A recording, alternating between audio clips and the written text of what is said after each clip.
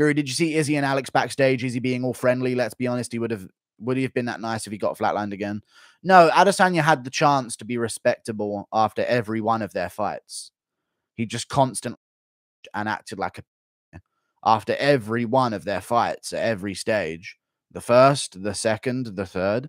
Pereira tried to have the respect moment in the ring after their last fight, and Adesanya went, "You don't like me, I don't like you." And Pereira was like, I'm indifferent towards him. I just wanted to try and have a respectful moment. But now Israel Adesanya's won, he shows respect. It's just how it is. He's a person, but he's a hell of a fighter. And he's the only fighter in the UFC with gyno. What did you think of Izzy traumatizing the kiddo? It's just who he is as a person. He's a cunt of a person. But he won. So good for him. So everyone likes him. Chad Pereira just wanted to get KO'd worse than Izzy. He has to outdo Izzy at everything. True. True. Also, Izzy isn't that great. Gifted decisions and boring fights. He's great, dude. Come on. He's top of the sport. Izzy looked juiced up this fight. Yeah, he has gyno, dude. He's the only guy in the sport with it and just so happens to be the best middleweight in the world. Thank you for the $5 sniff. No other middleweight on the entire roster has gyno. You can go through every single one of them. I mean, let's do it right now.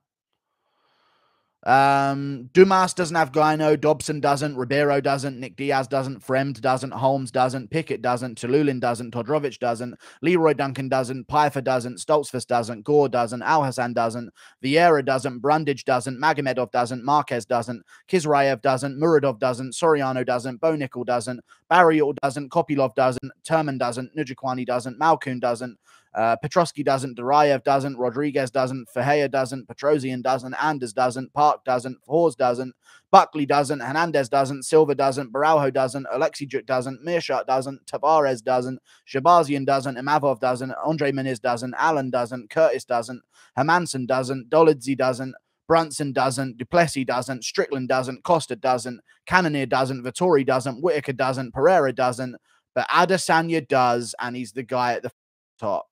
It's just a weird coincidence.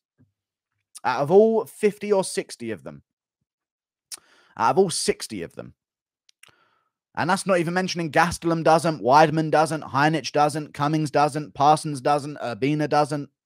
Only him. Out of all 65, and he's the top dog. It's weird, isn't it?